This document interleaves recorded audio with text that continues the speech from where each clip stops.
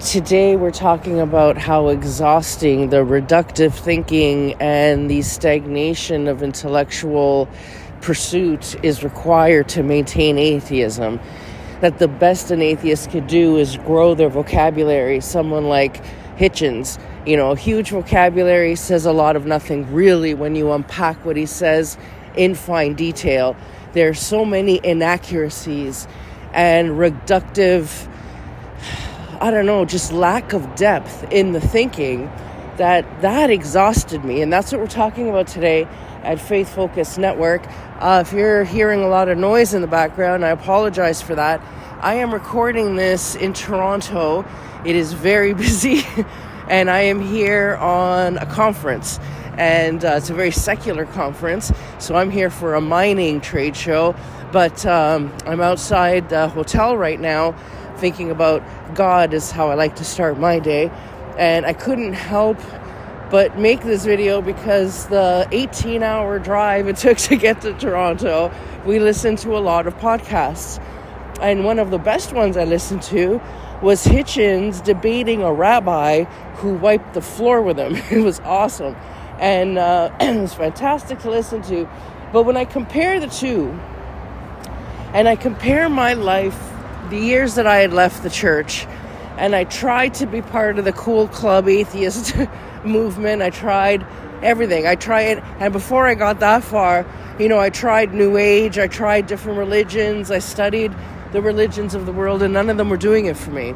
So then finally I just gave up and said maybe no religion is the thing, And then no religion somehow moved to no God, because that's what ends up happening when you don't have a container to put your faith. So I drifted away, and the secularism took over my consciousness. But somewhere deep down on a cellular level, I could feel that divine. So it was very difficult for me, where everybody else had to be convinced that God existed. I needed compelling evidence that he didn't, and I couldn't find that. Because what I would hear is, some old man in the sky. It's like believing in the tooth fairy, but it's not.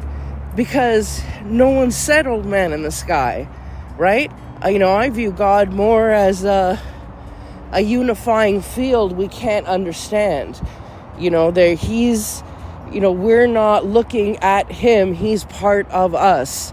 Like in every cell, every fiber, the breath of life, is him. So we are all just particles of the great, and we're never really going to understand it maybe, because maybe that's the point. And when you really allow yourself to think about the wonder of it all and how much we don't know, and allow yourself to really go into that, that's where worship is. It's not just in the reciting of the words, and it's in the contemplation of this thing you will never understand. And even though you never will, you can't help but think. And when you look at it and wonder like that, where you open up your ability to experience awe, that's the worship. I have a friend who's a devout Catholic, and he likes to read about parallel universes. And in his mind, they are not contradictory.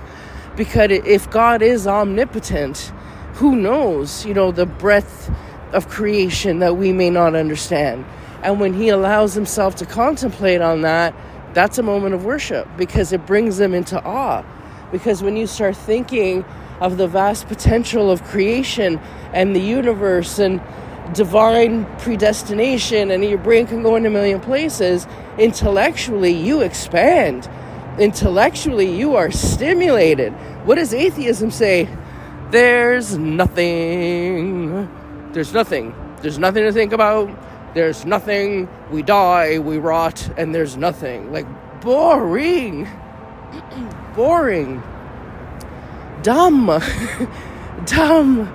Boring. And just because we don't know what it is, it means it doesn't exist, really, if we come to that intellectually.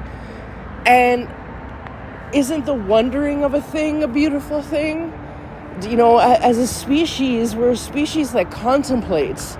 That's pretty unique, So I kind of want to explore that a little bit, and where that might take me on a spiritual level.